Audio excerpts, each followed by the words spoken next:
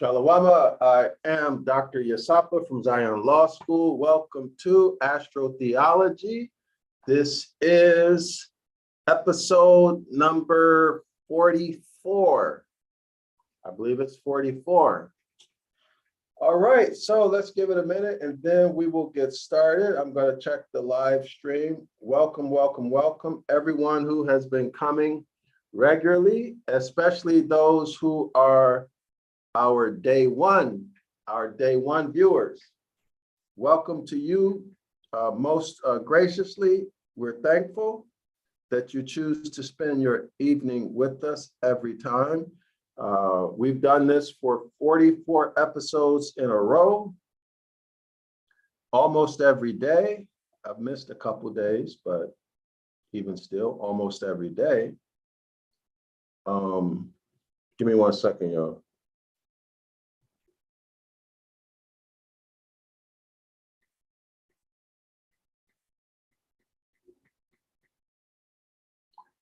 All right. Okay, sorry about that.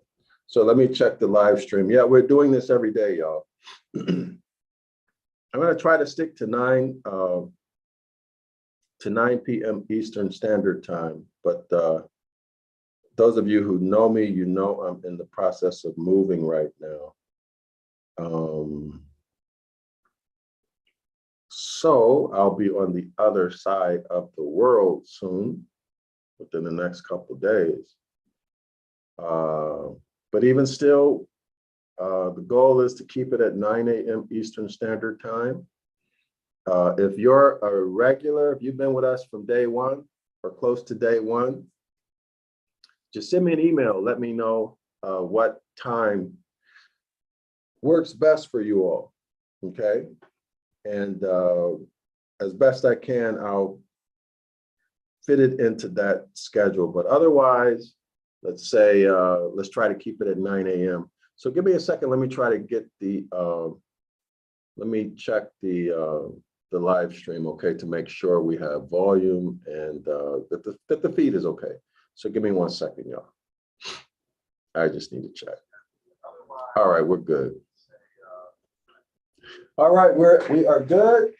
We can begin soon. I'm going to give it a minute or two to let some people come in.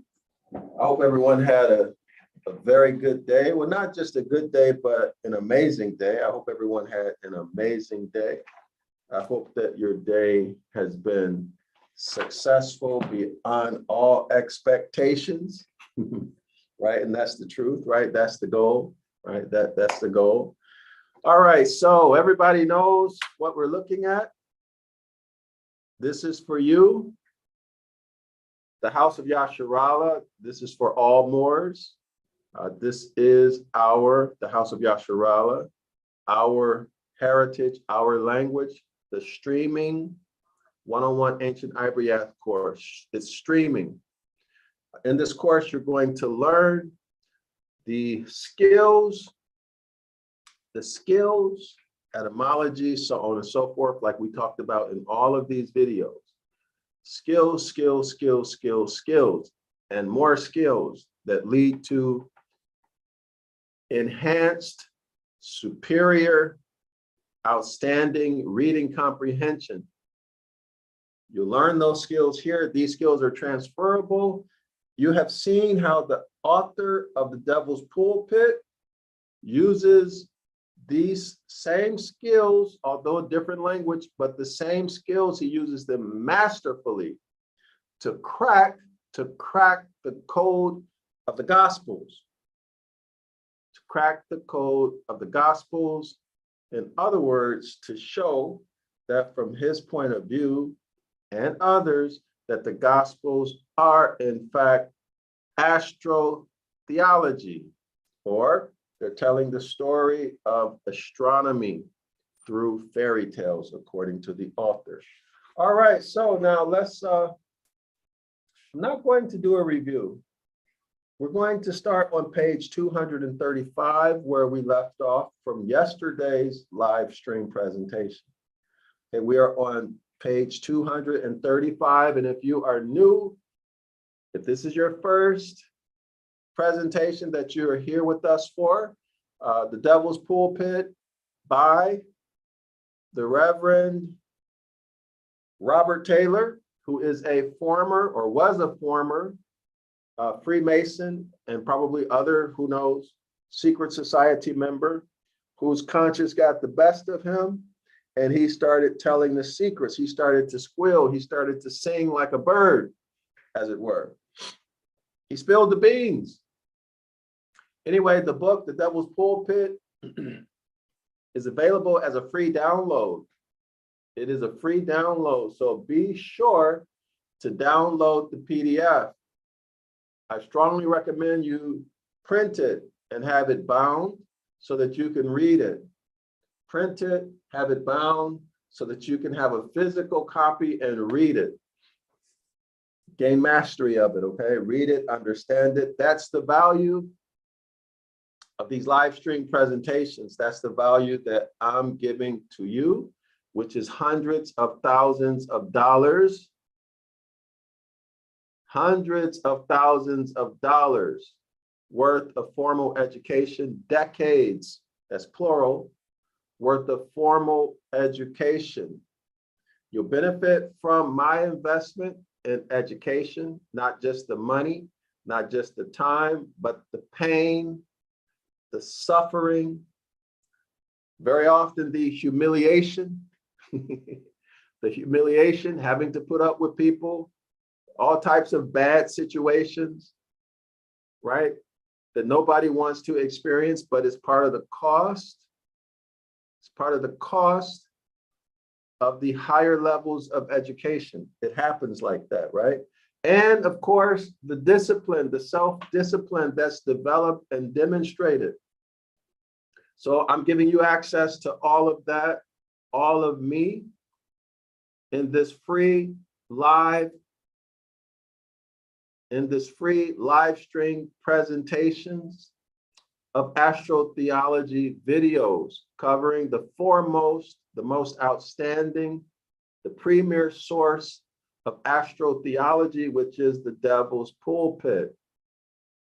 I'm giving you access in the following way. I read the book, word by word, sentence by sentence, paragraph by paragraph, and I interpret what the author is saying. Okay, now, here's the thing. He's not writing. Each chapter is literally a sermon that the author gave. It's literally a sermon. So a sermon is spoken one way, which is different than the way people write. So this is a much, much harder read because of that.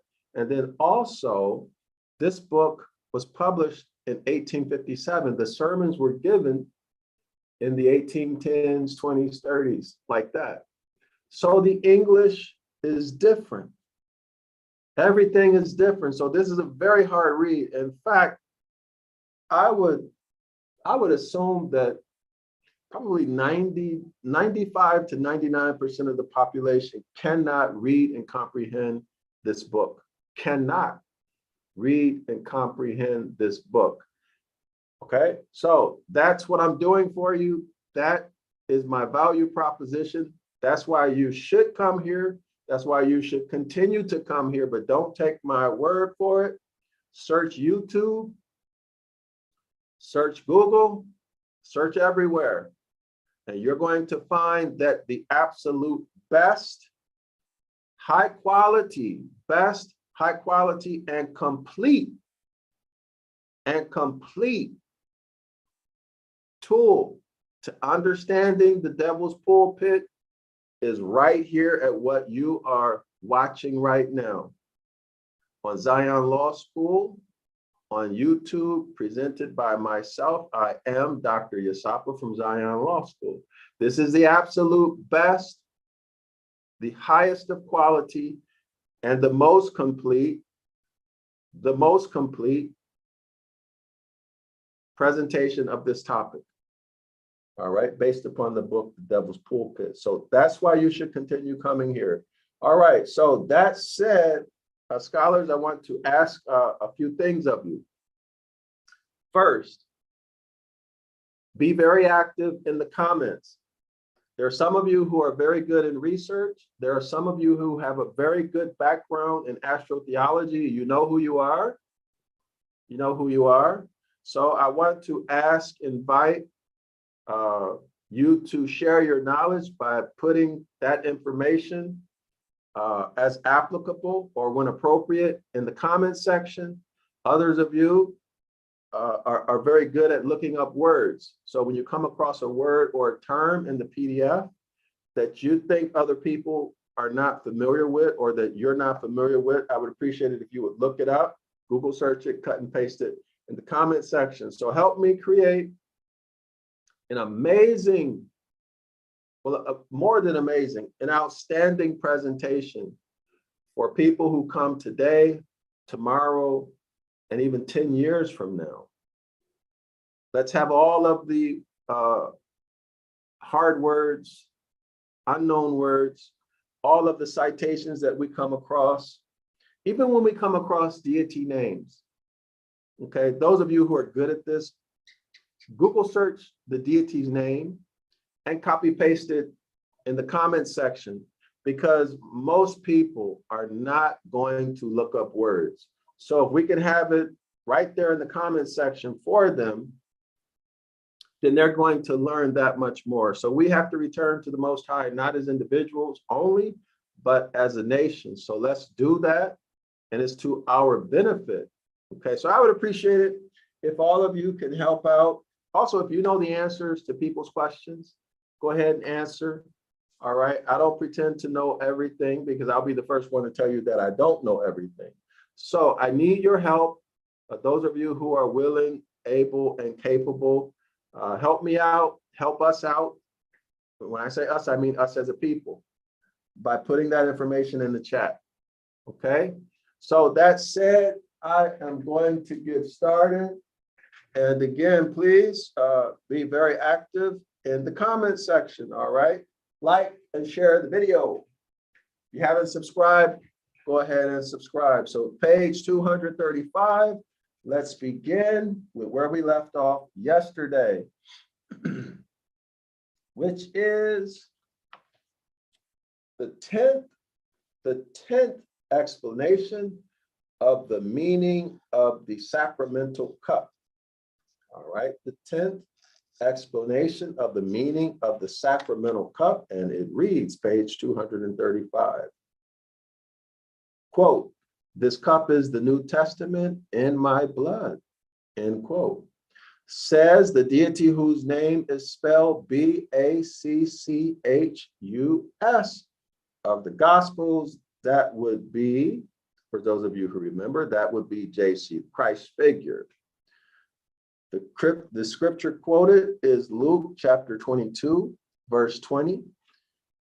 The author continues to write, as in his tipsy character, he's talking about the deity of wine, Bacchus, he speaks of the cup being in the wine instead of the wine being in the cup. Very interesting, isn't it? Very interesting. When people are drinking, they slip their words. So I do think that verse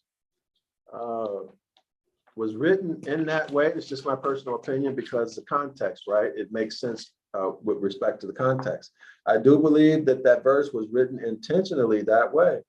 Okay, and you'd have to be an insider. You'd have to be an insider to first see it and then understand what it means, and then be able to accept that it is intentionally written that way. You must recall that the author has said in earlier chapters or in earlier sermons, right? The author has told us that as you progress through the secret societies, information is told to you. And that information is that the Gospels are fairy tales. And then they tell you what it actually means. And once they tell you what it actually means, then you have a change of thought, a change of mind. you see the Gospels differently. So here is an example of that. Small example, but an important example. Because why? Because this has to do with the New Testament, the ushering in of the New Testament, right? That's why this is important. Okay, so now let's continue. We went over that in the last astrotheology presentation. So go back and watch that if you want the reading of Luke chapter 22, verse 20. The 11th meaning of the sacramental cup, according to the author, reads, it is the blood of the everlasting covenant. Scripture cited is Hebrews chapter 12, because the covenant or coming of the sun, that is the S-U-N, to the line of the equator. What equator, scholars? Everyone should remember this. The Earth's equator, no, it is the celestial equator, indicates the time of the autumn equinox, when the grapes are ripe for vintage. So you'll get more on that in yesterday's presentation. I believe it's presentation number 43. So now let's read 11 again. It is the blood of the everlasting covenant. Hebrews chapter 12 is cited, because the covenant, that's the new covenant, because the covenant or coming of the sun, S-U-N, to the line of the equator, the celestial equator, indicates the time of the autumn equinox, when the grapes are ripe for vintage. So let's go ahead and take a look at that again, all right? We looked at that yesterday, but it's fun. Let's take a look at it again. It's worth seeing. Visualizing these things makes it more fun and easier to understand. So let's go ahead and take a look at it, scholars. Let me refresh your memory. All right, so here we are. This is an illustration. Here we see the autumn equinox, right? We see the autumn equinox. We see the sun. So the sun would be over here, right? Now this is the orbit of the sun, this yellow line right here. This is the eclipse. This is the eclipse of the sun, all right, its orbit. And here we see the celestial equator in orange, right? So now where the sun intersects the celestial equator is here where you see the cursor. You see the yellow line crossing the orange line, right? This is somewhere around September 29, scholars, September 29. Okay, this is the last day of the grape harvest. Okay, so the autumn equinox is here. You see this yellow line right here. This is the autumn equinox. All right, so this is the beginning of the harvest, right? The corn, the wheat, all right, the grapes, and then the last day of the grape harvest is here.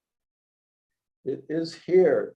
From yesterday's lessons, you will recall from yesterday's presentation, last night's presentation rather. This is the last day of the grape harvest. Last day to pick grapes so that you can make some wine, right? The last day. Very, very important. That is the vengeance. So scholars, you will recall, you should recall, if you were here last night for the presentation, vengeance is, technically, in technical terms, vengeance is the wine press. Vengeance is the vine, the wine press, okay? That is the technical meaning of it. All right, let's go back to the document and let's continue. All right. So the 12th meaning of the sacramental cup. We're on page 235. It reads, it is, quote, the cup of blessing which we bless, end quote. The scripture cited is 1 Corinthians chapter 10, verse 6. Quote, because through eternal ages, men did pledge therein health and prosperity to all good men, end quote. All right.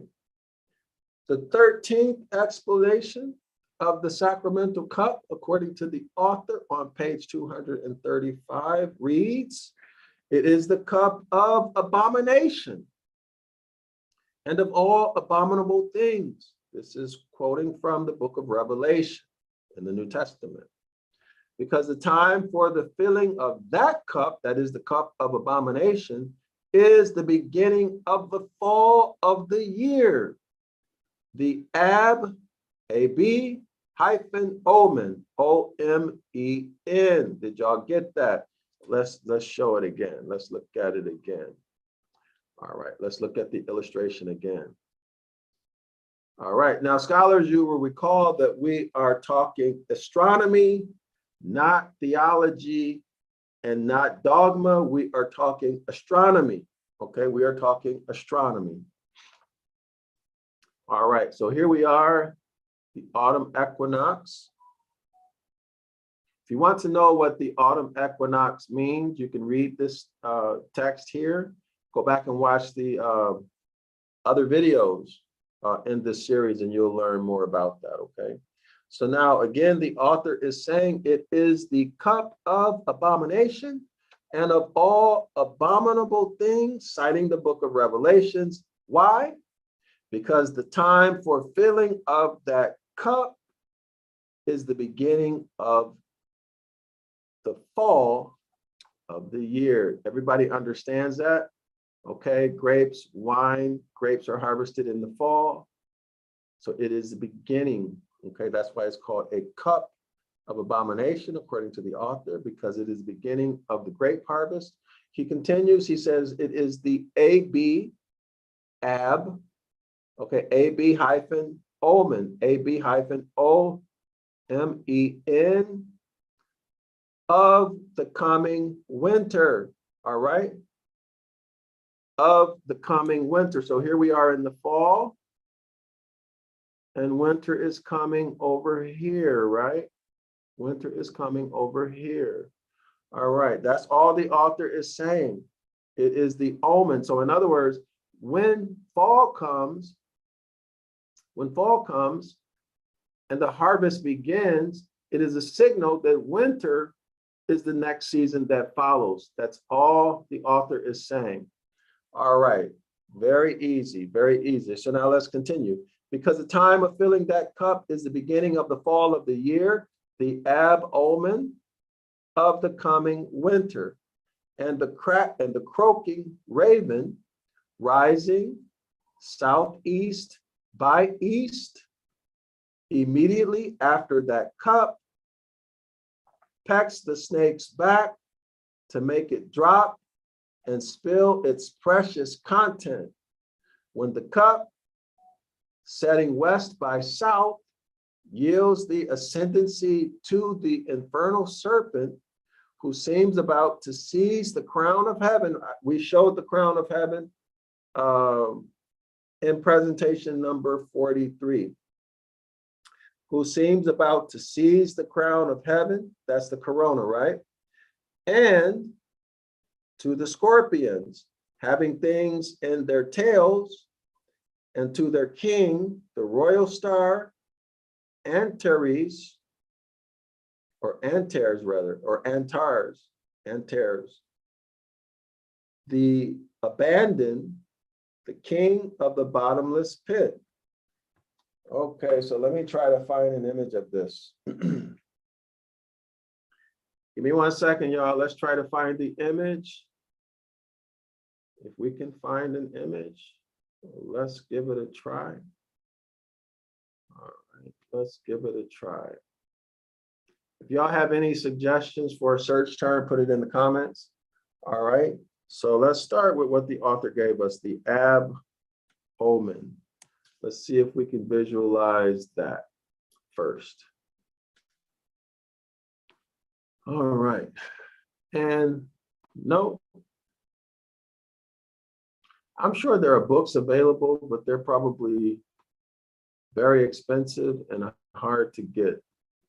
All right, So that search term doesn't work. Let's go down to the next one.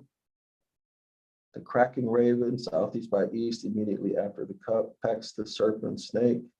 So let's try celestial snake and see what we get. How about celestial snake and let's see, rising southeast by east, immediately after that cup, pecks. Okay, let's try celestial raven and snake. Let's see if we can get something by that.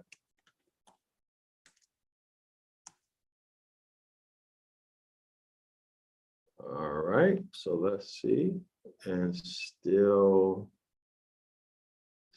nothing, y'all. Oh, what do we have here? Oh, wait a minute, here's something. What is this, y'all?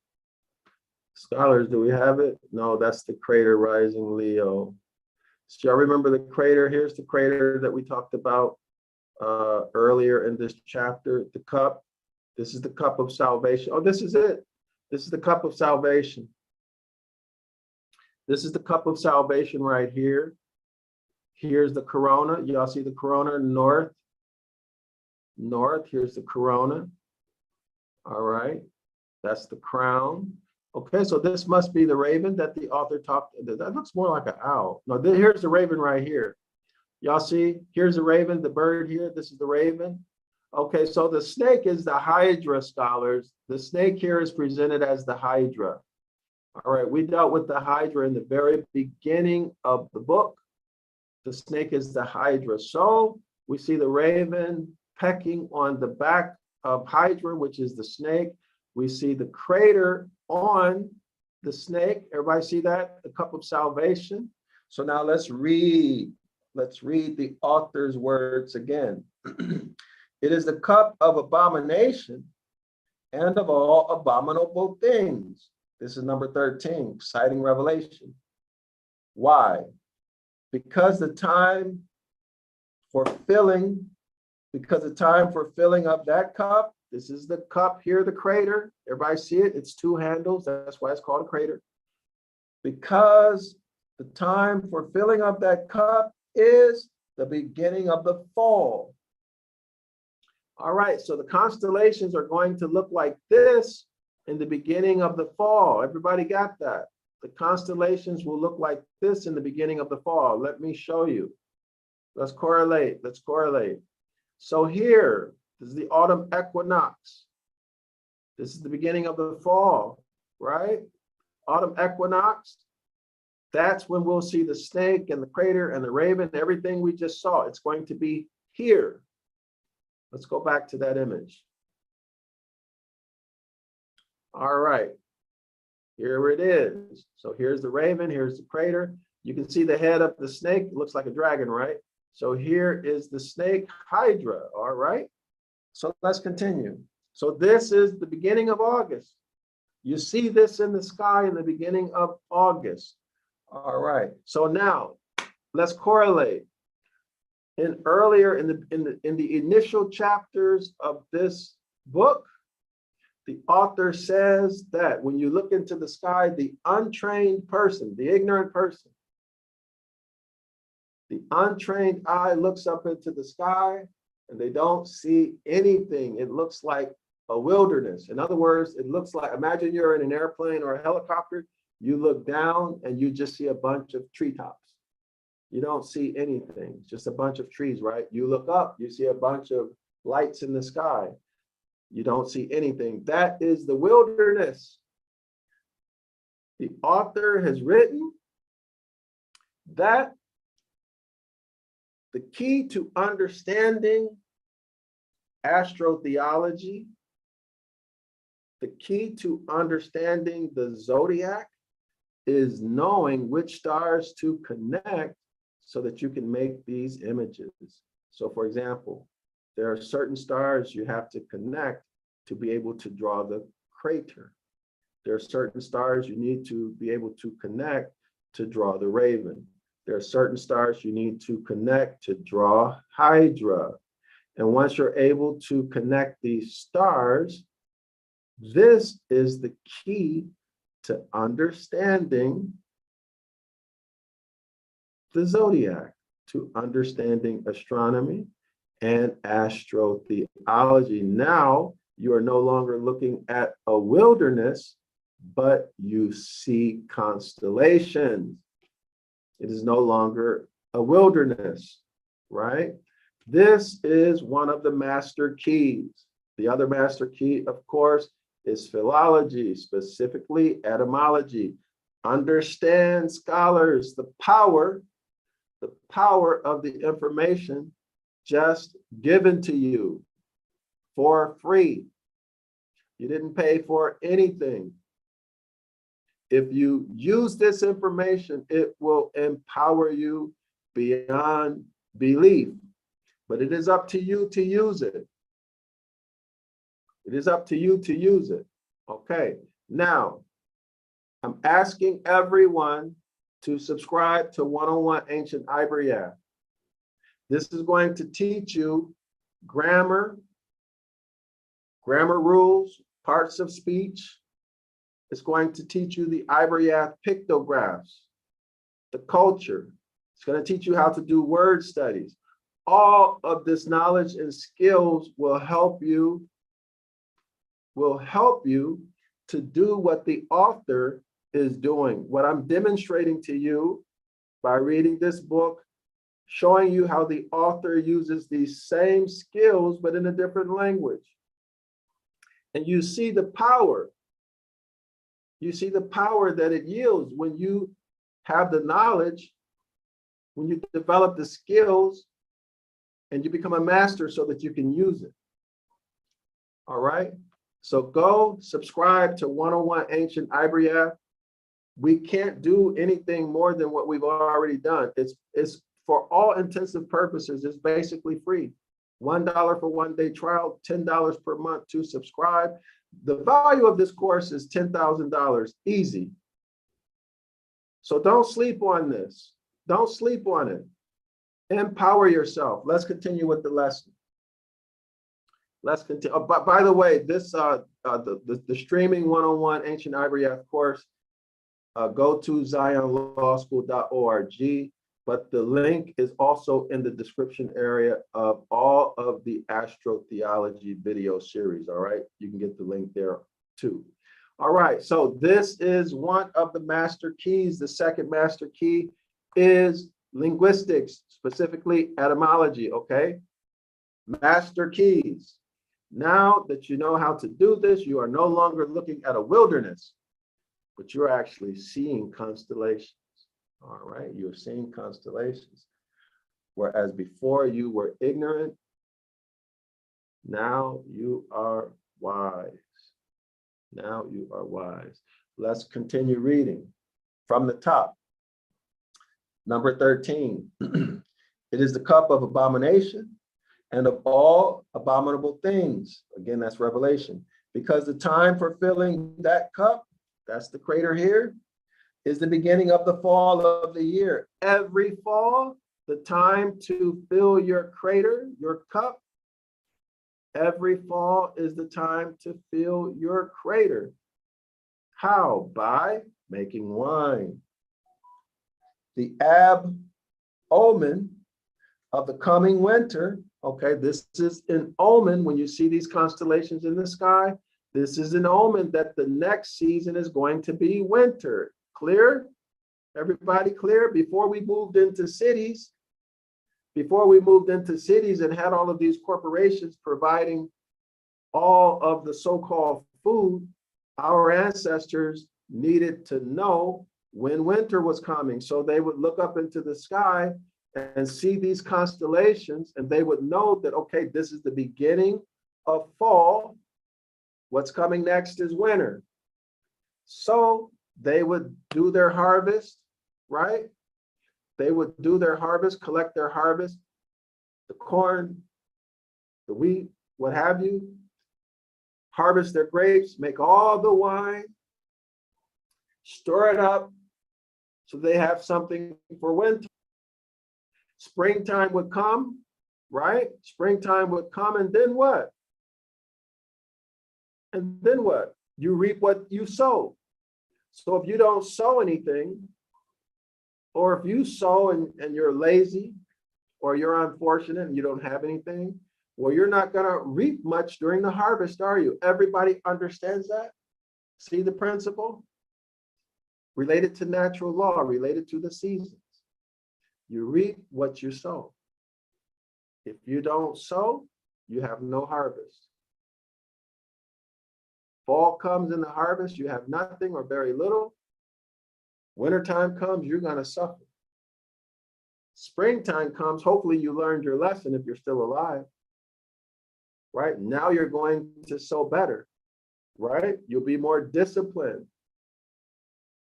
You'll be more disciplined and make sure that you plant. Right? You'll be more disciplined than the previous spring. Then you have a better harvest.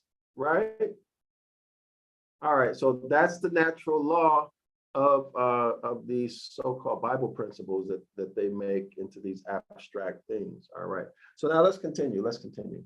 Because the time for filling that cup is the beginning of the fall of the year. That's every year, the ab omen of the coming winter. And the croaking raven, here's our croaking raven, rising southeast by east. So this raven constellation rises southeast by east.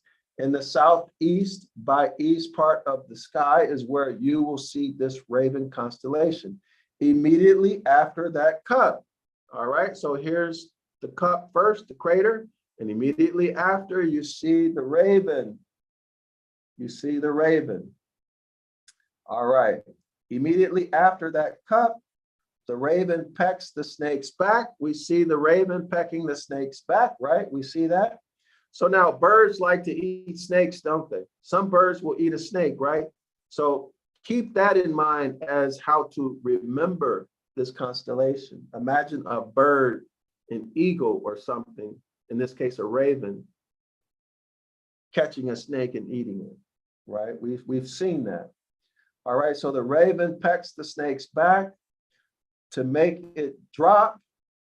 Okay, so here's the cup to make the cup drop. To make it drop and spill its precious content. So the cup drops off the snake's back because the snake feels the raven biting it. The snake jumps, right? The cup falls over, the crater falls over. All right, so now he continues. When the cup setting west by south, so the cup sets west by south in the sky, yields the ascendancy to the infernal serpent. All right, so the infernal serpent that's here, the serpent is rising. Y'all see it? He's rising, okay? Who seems about to seize the crown of heaven, and to the scorpions having their stings in their tails, and to their king, the royal star, Antares, the abandoned, the king of the bottomless pit. So, okay, so we need to figure this out. I'm going to try to visualize all of this, y'all. All right, but let me go ahead. Let me try to find something to give me 1 second, y'all. I need to do a search on that, all right? Let me see if I can find it. Give me 1 second. Also, y'all, save these images, okay? Save the images. Save the images so that you will have them. All right. Give me 1 second. I need to do this. All right. So I'm going to try to find the other part of this image. Give me 1 second. The serpent seizing the crown of heaven. So let's see if we can find that. Celestial serpent.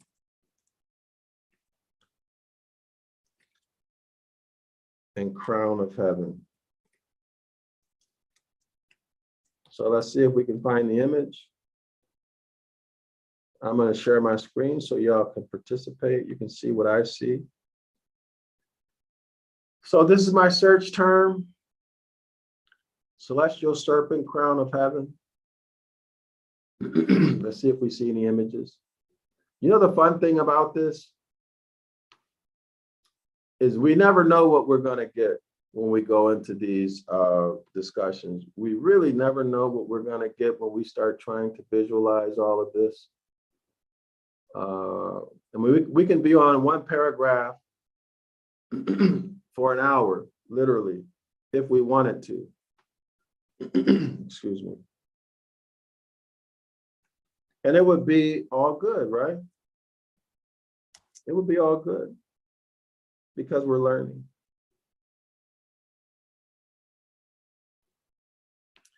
So let's take a look, see if we find anything. Celestial serpent seizing the crown of heaven.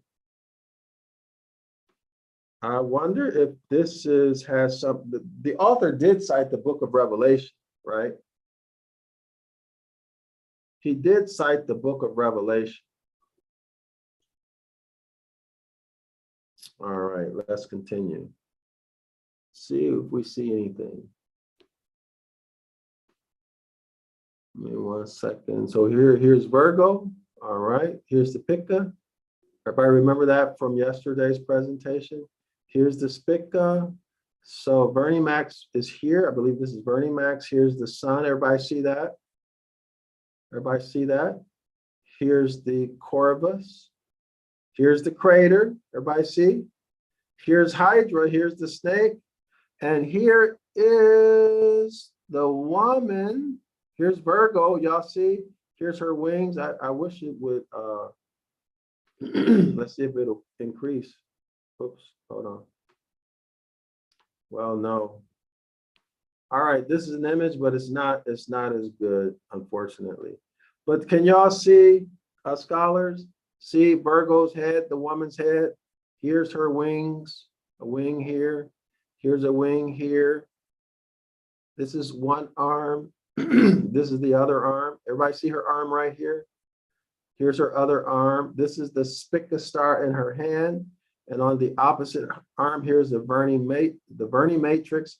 Here is the sun. Everybody see that? This dotted line, I'm assuming, is the celestial equator. So Verney Max has crossed the, Vindy Max rather has crossed the equator.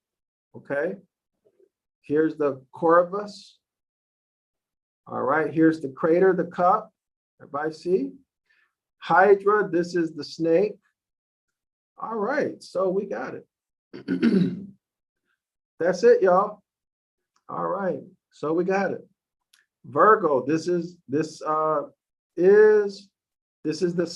See, this is the sun crossing the celestial equator.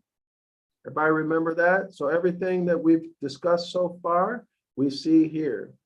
Here is again Virgo, the head, the legs, so one leg, two leg, all right, one leg, the second leg, here's the arm, okay, and here's the other arm. And this bright star to me looks like the Vindy matrix. All right, so I've said this enough. Let's go back. All of this is happening here in the autumn equinox, okay? This is the autumn equinox. Let's look at the other image. Let's look at our other image. Where is it? Okay, so it's here, y'all. Oops. Here. So all of this is happening, all right? That's the other part of this image. That's the other part of this image. All right, so if you are learning, if you are being entertained, if you are enjoying this, or if you've been here more than 5 minutes, I want to invite you to subscribe to our YouTube channel. I want to request that you like and share this video. Like and share the video. If you want to support us because you are learning unique, valuable, interesting entertaining information. If this knowledge is changing your life for the better, please consider supporting us, Zion Law School, and myself, Dr. Yasapa, by supporting us by ordering our products. By ordering our products. You can order our products. Give me 1 second, y'all, to introduce you to our products. So go to the description area of our videos. You'll see the links to the Streaming 101 Ancient Ibaryath course. All right, this is an extremely powerful course. 506 The Curses course, you can come 2 times for free. That's 10 a.m. Eastern time every Saturday. And then we have the recommended book list. These are books that I have written. Zion Law School publishes them. Okay, you can buy them to support us. Okay, you can buy any of our books to support us or enroll in any of our live or streaming classes, all right? Or you can donate, either a recurring donation or a one-time donation of any amount you choose, all right? And then finally, let me promote this, Animals in the Bible. This is an amazing book. We're giving it away it's almost free. It's only $9.99. It is full color. Babies, teenagers, and adults will love this book. You can see the Ibaryath, right? Y'all can see the Ibaryath here. Ibaryath is read from right to left. You can see the Ibaryath here. Beneath that, you see the pronunciation, right? You can see how the pronunciation, how to speak it. And then beneath that, you see its meaning in English. So, scholars, you want to support? Order this book. This is a great introductory book for adults and teenagers who want to learn Ibaryath. All right, has beautiful pictures inside, absolutely stunning. And it's only $9.99. Why is it so inexpensive? Because we put this out specifically for parents who want to give this to their babies. I'm talking about a month old, 2 months old, a year old, 2 years old, who have teenagers or adults who want to learn. This is an amazing book. So, but specifically, we make it almost free because we want the young people, the babies, the children to have this book, all right? If it was for adults, the price would be higher. You know that the cost of publishing these beautiful, full color, glossy books is very expensive. So we're not making any money. Really, we're making nothing, peanuts, off of this book. But again, it's there for those, for our children to be introduced to Ibaryath while they're babies, right? So we want every family to have a copy of this book for each of their child. Every child should have their own library. All right, so let's get back to the lesson. So remember, if you enjoy what we do, support us. And for those of you who have already subscribed, for those of you who have come to check out the 506 Saturday morning course at 10 a.m. Eastern time, I want to give a special thank you for that. Thank you for your support. We do appreciate it. We needed to keep things going. This stuff is not free. It's not easy. And I've invested decades and hundreds of thousands of dollars, pain, sweat, and tears into myself. And here it is, y'all. I'm bringing it to you. So let's continue. Next paragraph. Here we are. Put the law of compensation at your back so that it works for you and not against you. The law of compensation cannot be averted. It is natural law. The natural law is to give when you receive, and to give more than what you receive. Y'all figure that out on your own. Let's continue reading. Now, pretend ye, sirs, again, through ages of indefinite antiquity. In other words, from a long history that you can't even imagine, through ages of an indefinite antiquity, before our ridiculously pretended era of the birth of Christ, our pagan ancestors had been taught to believe that Mars, M-A-R-S, that Mars, the capital G-O-D of battles, from whom our name of the month of March is derived. That's etymology, y'all. That's etymology. Surnamed by the Greek Ares, A-R-E-S. That is the zodiac, right? Isn't there a zodiac called Aries? From which the Latins formed their name of the constellation, Aries, spelled A-R-I-E-S. Aries the ram had been drowned in this cup of the deity, B-A-C-C-H-U-S. So we need to visualize that again so we can get a mental image that is correct. Let's go back. So Aries, y'all listen, Aries, the deity Aries was drowned in this cup. Aries the ram was drowned in this cup. This is what the author just wrote. So the crater is again the cup of Bacchus, the cup of salvation. This is why they're calling JC the Christ figure Bacchus. Everybody got that? Because at the Last Supper, JC the Christ figure had the cup of salvation, which meant his blood. What blood? The blood of the grapes. All right, let's continue. Let's continue. Okay, so Aries the ram had been drowned in this cup, in this crater of the deity whose name is spelled B-A-C-C-H-U-S, indifferently called the cup. Y'all got that? Did y'all get that? Calling it the cup, doesn't that hide the deity? How many people would say the cup of salvation, or imagine as a matter of fact, let me pull the image up. Let's visualize what was just said to us.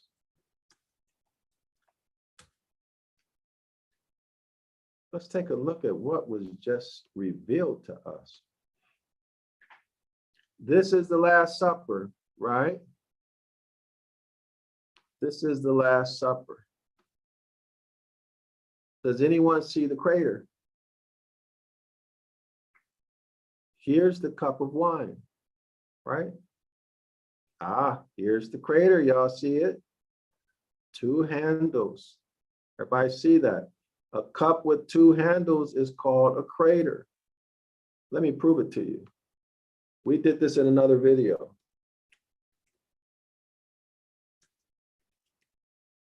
Okay, go back to that video. It was one of the videos in the 30s. Let me, oops.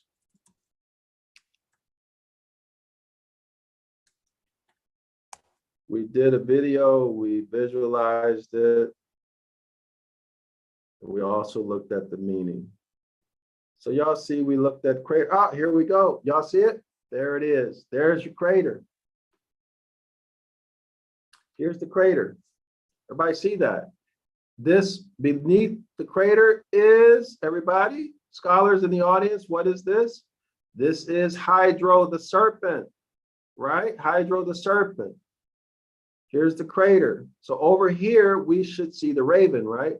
Now let's go back to the image of the Christ. Here's the crater. Here's the astronomy of it. Here's the astronomy of it. So what is this crater? Let's go back to the paragraph. Let's read. I'm going to begin reading, okay? Now pretend ye, sirs, again, through ages of indefinite history. That's as far back as you can even imagine. Before our ridiculously pretended era of the birth of Christ, before there ever was a Christ figure. According to the author, this Christ figure never lived, but before this story was ever even told, that's what the author is saying. Before the story of the Christ figure was ever told in Christianity, our pagan ancestors had been taught to believe that Mars, capital M-A-R-S, the deity of battles, that's war, right? From whom our name of the month of March, M-A-R-C-H, is derived, surnamed by the Greeks, Aries, A-R-E-S, in other words, Mars Aries, from which the Latins formed their name of the constellation Aries, A-R-I-E-S, Aries the ram, had been drowned in this cup of Bacchus. Now, how many of y'all would believe this Last Supper image, will believe in the story of the Christ figure and his 12 apostles if this cup was called the cup of Bacchus? How many of you would accept the New Testament if the Christ figure said, this cup of Bacchus is my blood, so on and so forth about the New Testament? As a matter of fact, let's read it. 11. Go back to number 11. Let's go back and read it. How many of y'all would believe this? Read the highlight here. Number 11. How many of you would believe this statement? It is the cup of the everlasting covenant. It is the cup, it is the blood of the everlasting covenant. It is the blood of the everlasting covenant. And number 10, this cup is the New Testament in my blood. And let's go back to the image. How many of you would believe this? This cup of Bacchus, is the New Testament. This cup of the deity whose name is spelled B-A-C-C-H-U-S, who is the deity of wine, is the New Testament in my blood. This cup of the deity whose name is spelled B-A-C-C-H-U-S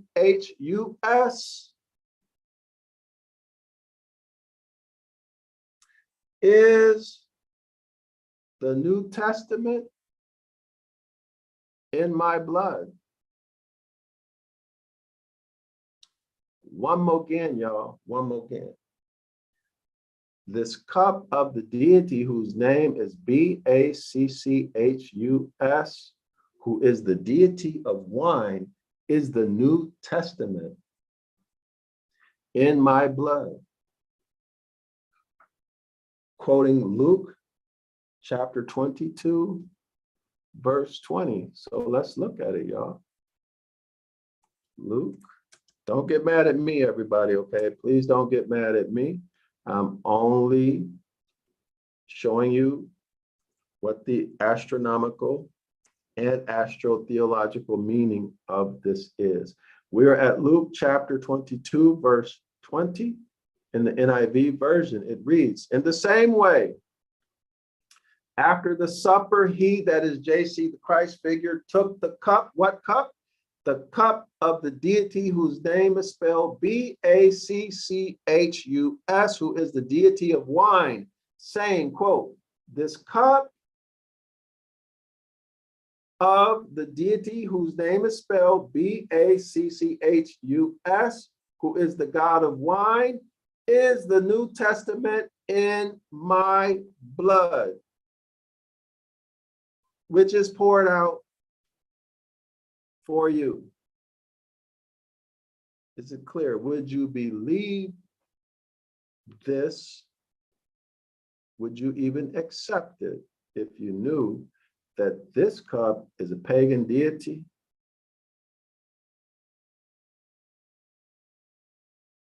A pagan deity whose blood was poured out on behalf of you. Would you believe it? All right. What you do with this knowledge is between you, yourself, and the Most High.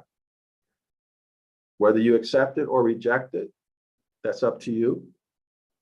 But put it in the chat. Put it in the chat. What are your thoughts concerning the author's assertions? Is this accurate in your opinion?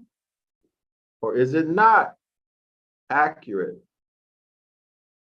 Do you believe it or don't you believe it? Put it in the chat. Let us know what you think. Let other people know what you think so that they can benefit from it, right? You never know what other people are thinking or what they need to hear. Whether you believe this or not, we don't care what you believe. What we want is for you to be informed, educated, for you to see a demonstration of critical thinking so that you can learn and practice critical thinking and develop your analytical skills. That's all I care about. I don't care what you believe. All right, let's continue. Let's continue.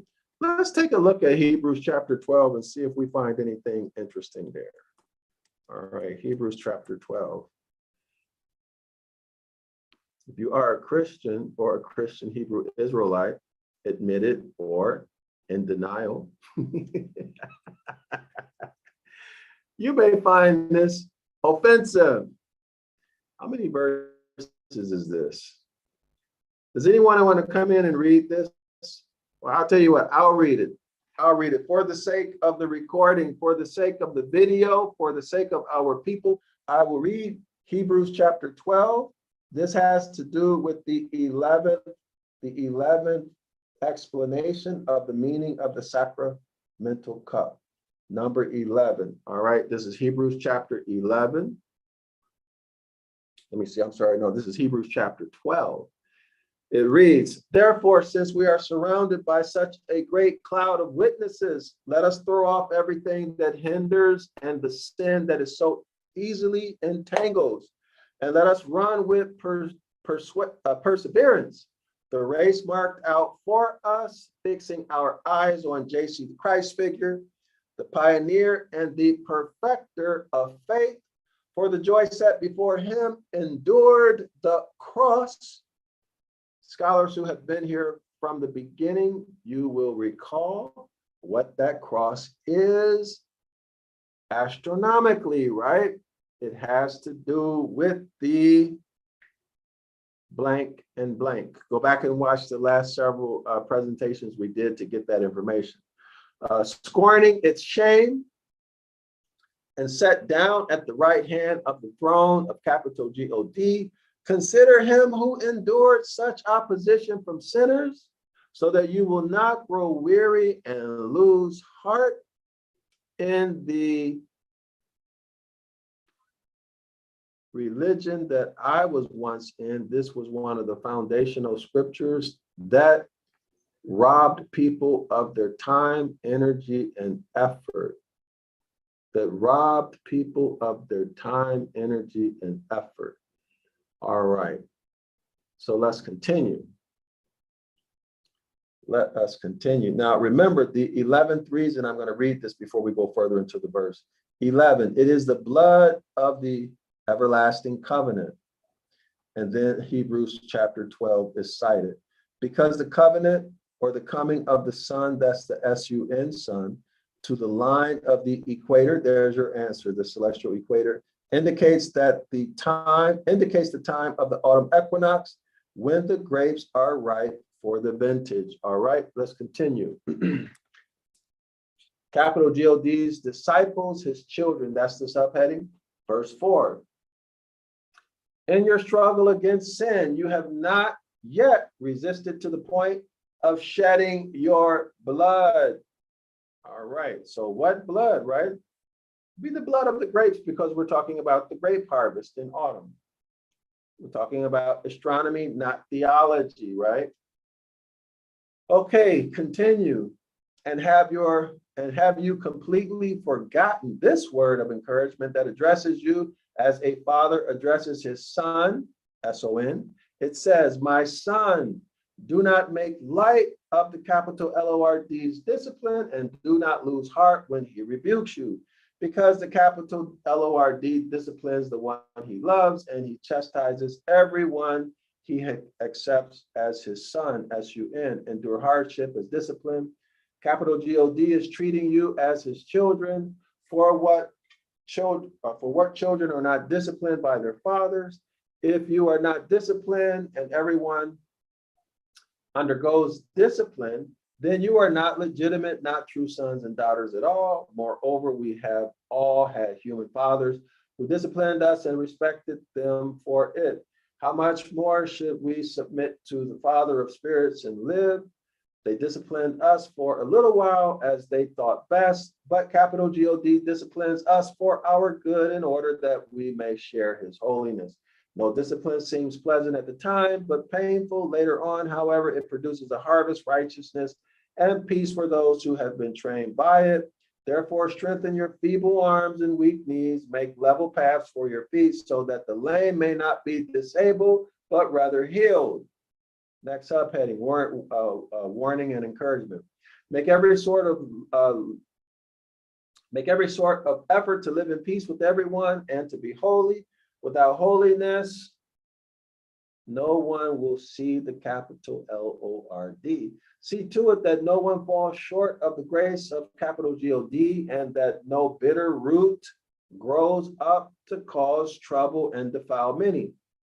So that no one is sexually immoral or is godless like Esau, who sold his meal, who for a single meal sold his inheritance rights as the oldest son. Isn't that interesting? Here, Christianity is bringing to our attention inheritance rights. These are birthrights, right, y'all? These are birthrights. The Moors are always telling us about our birthright and how important it is for us to declare our nationality so that we can gain our birthrights back, right? And the Moors are telling us that Prophet Noble Drew Ali made this possible for us. Isn't that right? But yet you'll see Hebrew Israelites denying the importance of a nationality and birthrights, but it's right here as an absolutely important thing. I don't know how to pronounce. I don't know how to express this. Do y'all understand what's happening here? Do you understand what's happening here? This has to do. This is Hebrews chapter 12. This has to do with the new covenant. Has to do with the new covenant. Okay? It has to do with the new covenant. Birthrights. That is what? Your right to inherit, to pass property, tangible and intangible, corporal and incorporeal, from one generation to the next. From one generation to the next.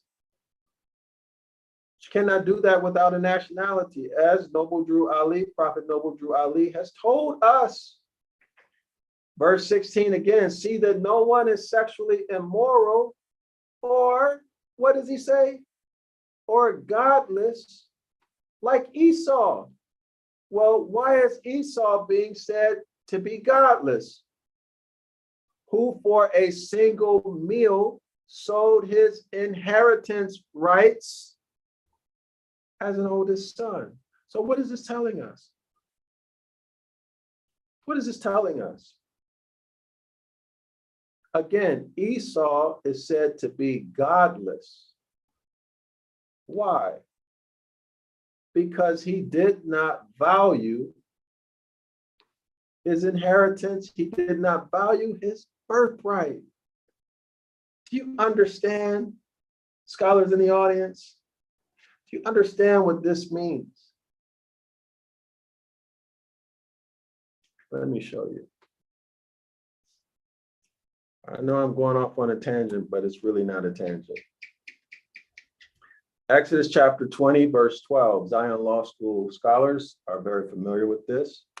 Our Moorish brothers are very familiar with this. Exodus chapter 10, verse 12, which is the 10 Commandments. Honor your father and your mother so that it may, let me repeat that again. Honor your fathers and your mothers so that you may live long in the land the Most High your power is giving you. Do you understand? Honor your foremothers and your forefathers. What does it mean? It means to keep the contract. The Most High entered into a contract with our ancestors. I'm not going to show the verse. Come to class Saturday, 10 a.m. Eastern Standard Time, if you want to know more about that. The link is in the description of this video, 506 The Curses course. Honor your fathers and your mothers. Honor your ancient foremothers and ancient forefathers. How? By following the Most High's instructions, his commandments. Our ancestors entered into contract. They call it in religion the Mosaic covenant. Entered into the contract with the Most High. The agreement was that we would follow his instructions and the Most High would give us an absolutely lavish lifestyle. Not feelings and emotions, but material things amongst others, all right? And as a punishment for not following these instructions, we would be punished or cursed. Everybody see that? So you honor your mothers and fathers by following the Most High's instructions. Why? Because that contract also bound our ancestors' seed, which is us. Which is us. Deuteronomy chapter 28. Go back and read those if you do not know who you are. All right. Or if you are unsure, or if you need proof, or come to our class 10 a.m. Eastern Standard Time. Link is in the description area of this video. Honor your foremothers and your forefathers. Now, Esau did not do that. He did not honor his foremothers and forefathers. In other words, he didn't live according to their customs and traditions and instructions. But long story short, Esau is said to be godless because he sold his right to inherit. Y'all got that? The right to inherit comes through families, comes through the bloodline. All right. So here, you Hebrew Israelites, all of you Hebrew Israelites, nationality does matter. Birthrights do matter. If you reject your birthright,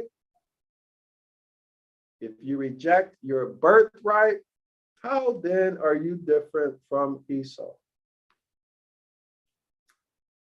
If you reject your birthright, you deny your ancient ancestors, you're living the way people live today, following their customs, not following the Most High's instructions, okay?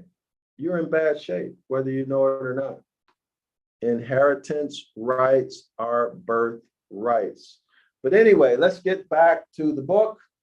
Let's get back to reading the chapter. 17, afterward, as you know, when he went to inherit this blessing, he was rejected.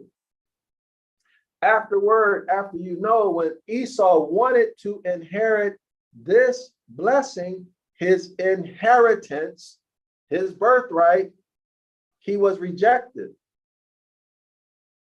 Why? Because he did not honor. He did not honor his ancient foremothers and forefathers, which is a natural law. It is a natural law. Therefore, he was rejected, even though he sought the blessing with tears. He could not change what he had done. All right. He could not change what he had done. All right. This is a big problem for you Hebrew Israelites and for you Christians who deny the importance of birthrights or the inheritance right. All right. Moors, Yasharala Moors are the law. We are the substance and subject matter of the law. Go back and watch those videos on Zion Law School if you don't know what I'm talking about. The videos are on Zion Law School on YouTube. The mountain of fear and the mountain of joy, 18. You have not come to a mountain that can be touched and that is burning with fire to darkness, gloom, and storm. To a trumpet blast or such a voice speaking words that those who heard it begged that no further word would be spoken to them. Okay, so this is referring to Exodus chapter 19, right? Chapter 20, the commandments were given, the 10 commandments were given, because they could not bear what was commanded. Quote, if even an animal touches the mountain, it must be stoned to death, end quote, right? Everybody, Zion Law School scholars, everybody knows this. 21, the sight was so terrifying that Moses said, quote, I am trembling with fear, end quote. But you come to Mount Zion, to the city of the living, capital G-O-D, the heavenly Jerusalem. Now, the heavenly Jerusalem. Christianity uses this expression, the heavenly Jerusalem, to say that the bloodline nation of Yasharala, in religion, y'all say the Israelites. Christianity says that heavenly Jerusalem has replaced the bloodline nation. But oh no, this heavenly Jerusalem is the stars, the zodiac. The astronomical meaning of heavenly Jerusalem is the zodiac. That is right.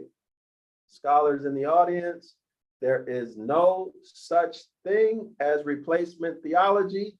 The bloodline house of Yasharala, who y'all call Israelites in error, the bloodline house of Yasharala, the nation, is still here, still in contract with the Most High. Still in contract with the Most High, heavenly Jerusalem. My friends, it's nothing more than the zodiac. Nothing more than the zodiac. Mount Zion is nothing more than the constellations. Understood. Let's continue. You have come to thousands upon thousands of angels in joyful assembly to the church of the firstborn whose names are written in what? Heaven. In the constellations. Y'all see that? To the church, the congregation, these are constellations of the firstborn. Firstborn would be the sun, S-O-N. Therefore, the S-O-N, sun, is the S-U-N, sun in the heavens. To the constellations of the sun, whose names are written in heaven. In today's presentation, we're dealing with the constellation of Libra. You have come to capital G-O-D, the judge of all, to the spirits of the righteous made perfect, to JC, the Christ figure, the mediator of a new covenant.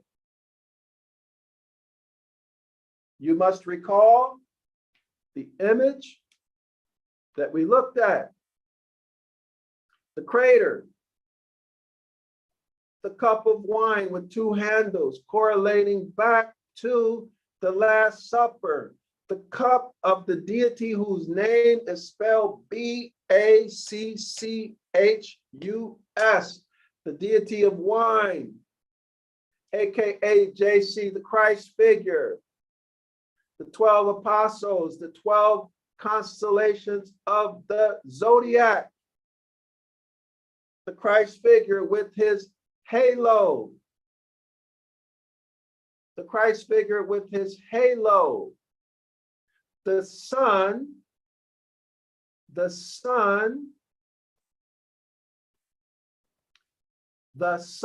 S-U-N, follow the cursor. See that? See the sun here? Follow the cursor. The sun, S-U-N, the sun, S-O-N, the sun and the constellations. Everybody see the sun and the constellations. Clear? All right. Let's continue back to the verse.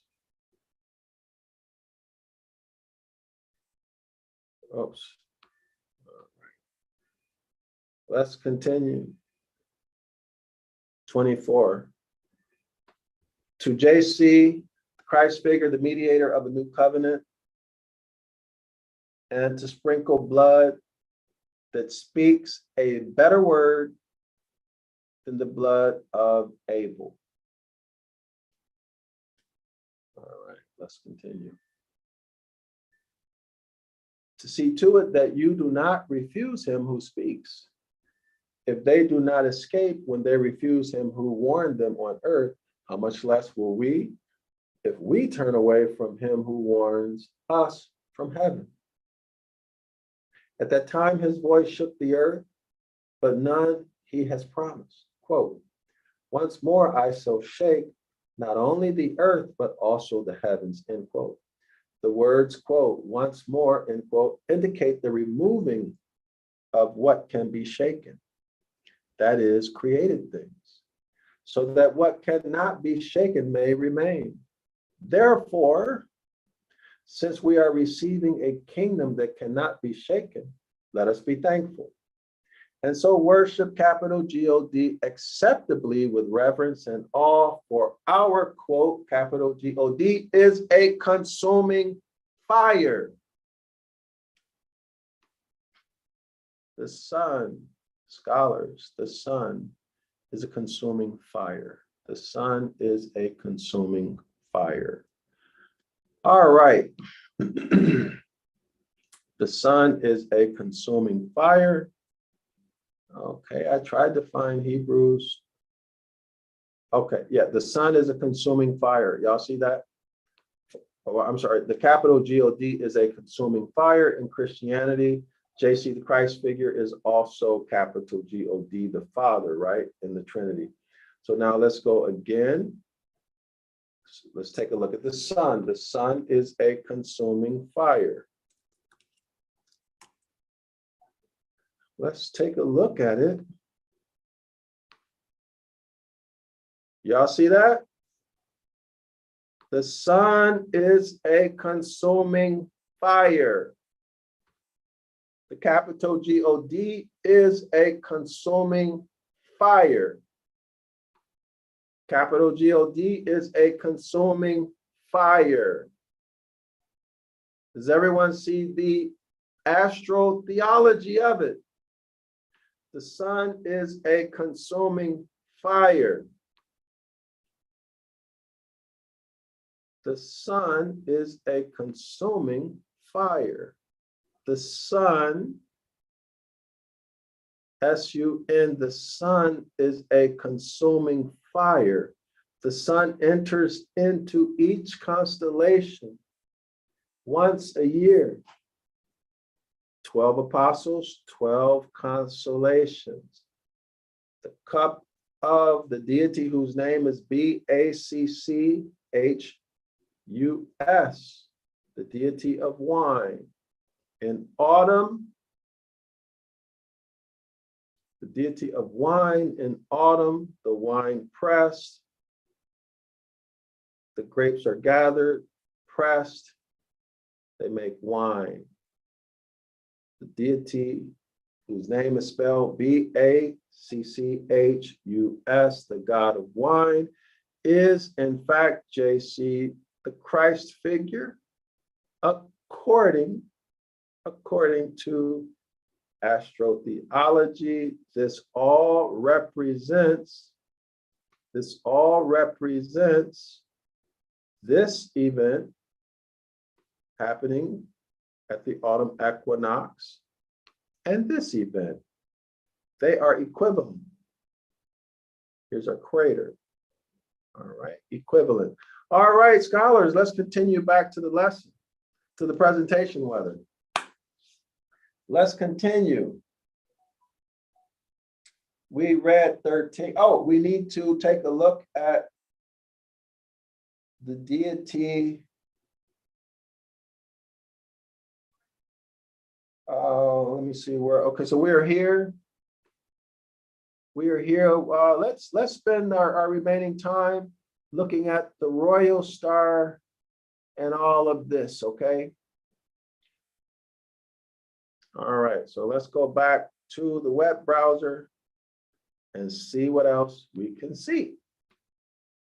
I hope y'all are having as much fun as I'm. I forgot to check the chat, y'all. But let me see if there's anything in the chat. Give me 1 second, y'all. Appalachian Joel said, he writes, Islam, greetings to all, love and light. Dr. Yasapa, Islam, Moors, Yasharala Moors, Islam, Shalawama. Appalachian Joel writes, which book should I get to start with, Dr. Yasapa? All right, let me show you. Give me 1 second. Start here. 911 Ibaryath Rescue International Edition. Make sure you get the international edition. Also, you can order this on Amazon.com, okay? This is the only book to order on Amazon.com. The other book you should get to start, well, hold on, give me 1 second. Not book, I would recommend, strongly recommend that you go here, subscribe to 101 Ancient Ibaryath. Okay, this is almost free, right? $1 for 1 day trial and then $10 per month. And I guarantee you, this is going to be transformational, Appalachian Joel. And I know you're going to keep this for years. This type of streaming course is something you should keep for years and years and years to come. The value will never stop. It'll only increase the more you learn. So get that. If your budget can afford it, if you have the budget, come to our Saturday class, 9 a.m. Eastern Standard Time, 10 a.m. Eastern Standard Time. Here's the link, 506, the Curses course. We break down every word in Deuteronomy chapter 28, verse 15 through 29. This is a deep dive, no religion. This is a deep dive. If you think we go deep here, you've seen nothing until you come on Saturday, 10 a.m. Eastern Standard Time. So come, click on the link right here, register, okay? You get 2 free classes. That's not gonna cost you anything. Okay, now to buy the book, and you don't have to buy the book, but I highly recommend that everybody order volume 3, that's number 5. This is to start with, y'all. Order I Can Read Biblical Phoenician Hebrew, Deuteronomy chapter 28, verse 15 through 29. Volume 3. And here you see the link. So click on that link and order from zionlawschool.org. All right, next. Key book is number 6, Phoenician Hebrew 101, the 10 Commandments. Phoenician Hebrew 101, the 10 Commandments. The link is right here. So only buy these books on our website. Let me show you what these look like. I'll show you the covers. Buy these books. So these 3 books and the streaming course is where everybody should start. Now, if you have young ones, or if you're a visual learner, I highly recommend that you also get the animals in the Bible book that I showed y'all earlier. I'll go ahead and show that too. So this is volume 3 of Deuteronomy. I can read chapter 28, Biblical Phoenician Hebrew. All right, so this is the one to get for that. Let me close this out. This is Phoenician Hebrew 101. All right. So you need to get that one. And this is animals in the Bible. If you are a visual learner or if you have children, get this one. This is basically almost free, right? Only $9.99. So get this one. And all right, so that's the place to start. Let me go back to the comments. Give me 1 second, y'all. Let me go back to the comments. All right. By the way, this course, the 101 Ancient Ibaryath course, the streaming course is 113 videos. All right, so let's continue with the comments. Roderick's point of view says, greetings. Greetings, Roderick. Good to see you back. King Michael says, present. Shalom, Michael, Islam. Appalachian Joel says, definition for testament, last will. And that's an excellent point, y'all.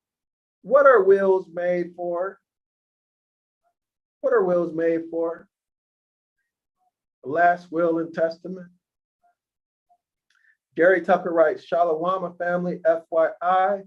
Janus precedes Bacchus, so that makes Janus also one and the same. Excellent point. Thank you, Gary Tucker. Joel writes, the Last Supper, from the Spirit come back to restore. All right, excellent. So y'all let me know, what do y'all think about the presentation so far? How do y'all like this information and the way it was delivered? So let me give, if you like the presentation and the way I did this, I kind of added, I kind of did some things differently than what I have done in the past, but y'all let me know if y'all like it, put a 1. If y'all want me to stick straight to the book, let me know that also, okay? Because I'm here to facilitate learning. I'm here to facilitate learning, so let me know what works for y'all. If y'all don't like those correlations, or if it adds too much, if it's information overload, let me know. If it's okay, put a 1. If it's information overload, put a 2, or other, for whatever reason, you just want me to stick to the pages, put a 2. All right, so I'm looking here, y'all. Where were we? Oh, we need to find out who these deities are. Also, was it effective for you all, the way we visualized the Last Supper, the way that was described? Was that effective? Let me know what y'all think, so that as we present and teach, you know, I can do what's working and not do what doesn't work. All right, so let's take a look first at the royal star, see what we can find. See if we can visualize. So celestial royal star. Y'all let me know what works, and I'll keep doing what works and stop whatever doesn't work. All right, so let's see. All right. Roger's point of view writes, I'll have to go back and look at the lesson. I got started late. Okay, thanks, Roger's point of view. I appreciate that. Really, really appreciate the feedback. You know, scholars, feedback is extremely important, right? Feedback is the way to get better. The whole point of this is to educate our people. So people like Roderick's point of view, Gary Tucker, Darrell-El is not here, but all of Appalachian Joel, everyone who's very active in the comment, who's not stingy with what you know, I really, really appreciate it. Really, really appreciate it. And I'm sure that when people come along and they watch these videos and they see how active you guys are and what you've been putting in, the quality of it, they're going to really, really have a better experience with these videos. They're going to learn more. So I appreciate that. Really, really, really appreciate it. Let's try mythological royal star. You know, I don't know. If y'all have some suggestions on the search terms, let me know. Let's see what we can find, any images. So, all right. So, well, there's quite, oh, here it is. Y'all see it? That's Antares. Oh, well, you can't expand it. So here it is. Look at the cursor. Here it is. No, give me 1 second, y'all. Having signs. To seize pride to the scorpions having stings in their tails, to their king, the royal star. Okay, so this is the king Antares or Antars. This is the king, the royal star right here. But I don't see it. We need to find it in the celestial globe, so we can see its relative positions. Let's see.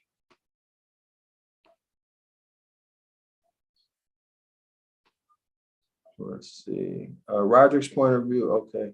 All right. I thought we had more comments. Okay. So let's see.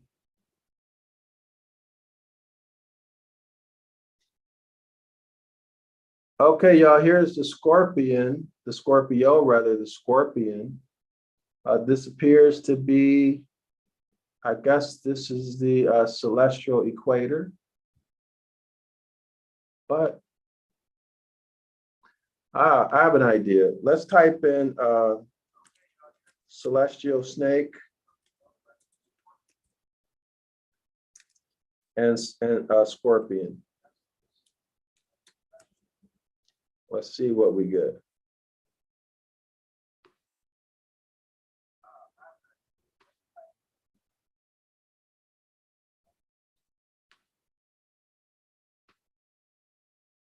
No, let's see.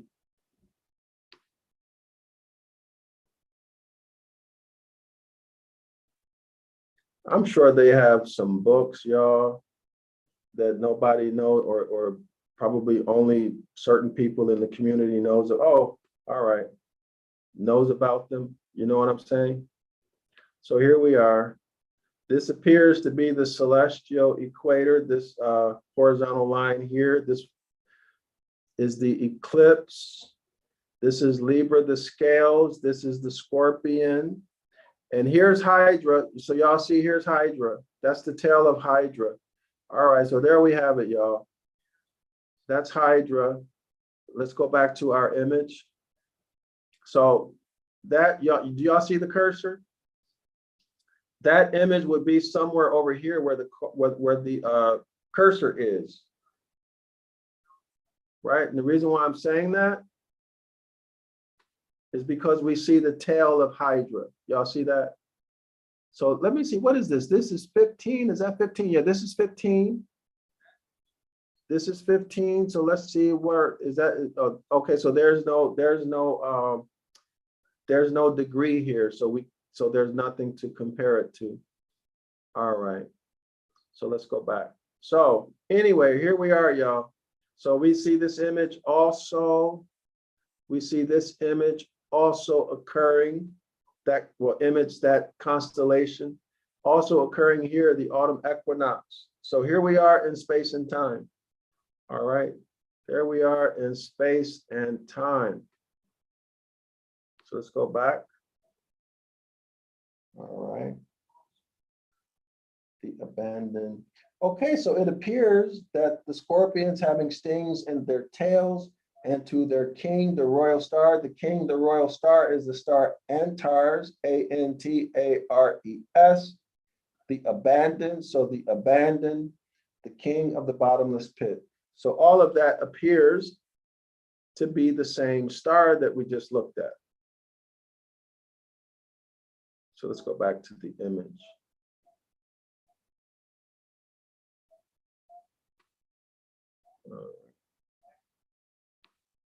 So I had Antares someplace. Let's take a look at it again.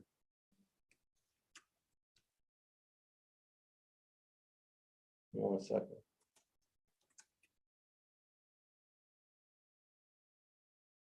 The abandoned.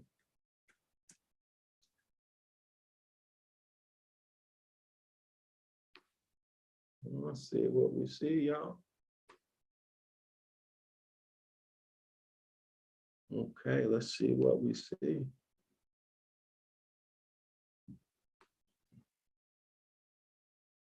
Nothing. All right, so that's nothing. Let's go back. So what I was thinking, there are probably some specialized books that aren't in circulation for the public, right? There has to be. If anybody knows of any books, please let me know. Send me a link. But I found some incredible stuff the other day that I'm going to present in time. We're going to keep doing this astrotheology stuff because I like it so much now. Roderick's point of view writes, when the time comes, the book of Revelation contains tons of examples of astrotheology. And if John can see it and we can see it, the question is, where was John? Excellent point, Roderick, excellent point. So they don't have anything else on Antars. Let me try one more thing. Celestial map, Antars.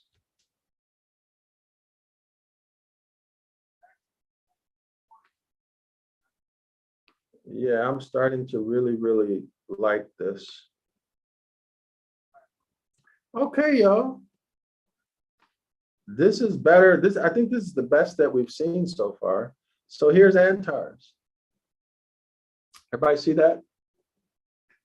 Here is Antars, the star. But what is this constellation? What is the constellation? What's the name of the constellation? All right. What is the name of this constellation? Okay, so here we are. Okay, y'all, this is better. So here's Libra. Here's Libra. So now Wednesday, 24th of August. So this is the autumn equinox, y'all. All right, this is much better. So here's Libra. Right, see the cursor? Here's Libra, where the cursor is. Here's Antars. Here's Mars, M-A-R-S, Mars. And here is Saturn and Scorpius. There we are. This is perfect, y'all. This is perfect. Okay, this is perfect. So I may as well read this paragraph again because it makes a whole lot more sense now, right? But just 1 second. Antars is associated with the bottomless pit. So Antars, the abandoned, the king of the bottomless pit. So we need to find out at some point, why is Antars associated, or why is Antars called the king of the bottomless pit? The bottomless pit would be wintertime, December 21st, 22nd, right? When the sun is at its lowest position, there's no end, there's no bottom of space. Is this referencing that bottomless pit or a different bottomless pit? Because here we are in the autumn. So where is Antars on December 21st and 22nd? That's what we need to know, right? But let's go ahead and read this paragraph again. Now, am I in the right place? Hold on.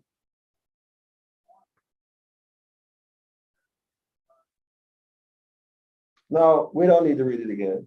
We don't need to read this one again.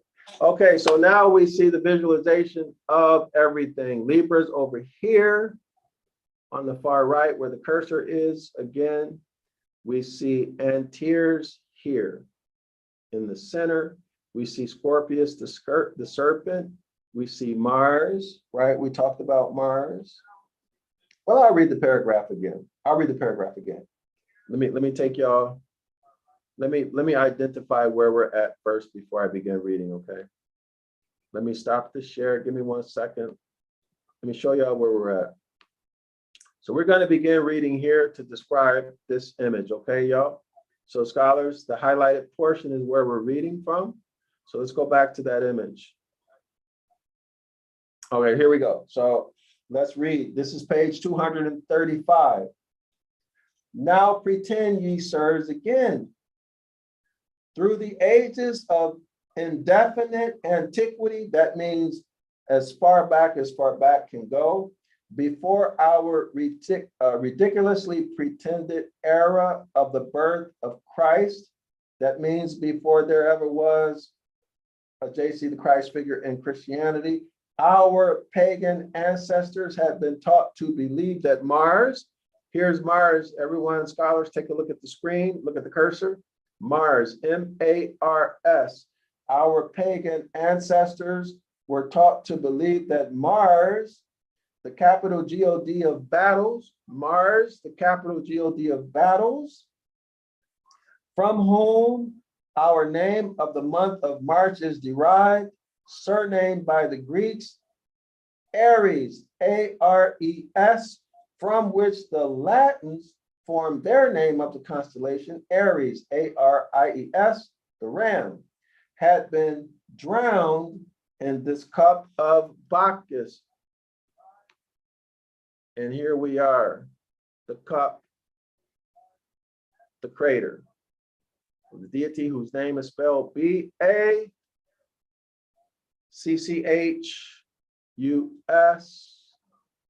Let's continue with the paragraph. Indefinitely called the cup, indefinitely called the cup, indefinitely called the cup. Where's our image? Hold on, y'all, my bad. Where's the crater? Oh, here it is. Indefinitely called the cup, indefinitely called the cup, the crater, the bowl, the goblet, the barrel, the tune, T-U-N, the hogshead, or anything whose association is the idea of holding wine. Now, what does that mean? That means that this crater is the cup of the deity B-A-C-C-H-U-S, but then so is this, because this is a cup designed to hold wine or to hold anything else, but specifically at this occasion, the purpose of this cup being in here is to hold wine. This is the cup. All of these are the cup of the deity. Even this right here is the cup of the deity whose name is spelled B-A-C-C-H-U-S.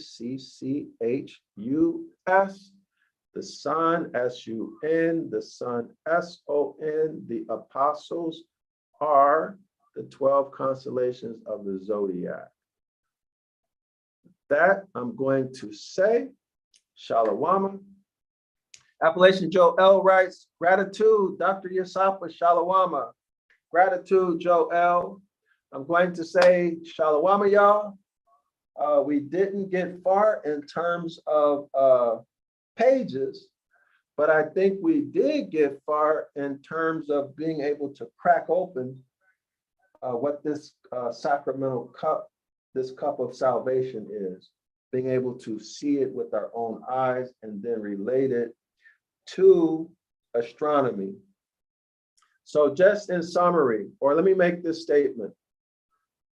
These presentations are not meant to try to get you to change your religion or make you lose faith in some deity that you might be following. That's not the purpose of this presentation. These presentations are educational and educational only. It's my belief that the entire house of Yasharallah must know, in fact, that there should be a movement for us to understand and gain mastery over astronomy and astrotheology. Why? Because we need to be independent. We should not continue depending on corporations. We need to understand what we're looking at when we look up into the sky. And for those of us who hardly ever look up into the sky, we need to start to begin looking up into the sky so that we can become self-sufficient, return to our heritage, be able to identify the constellations or even make our own constellations so that we can then develop our own system of time,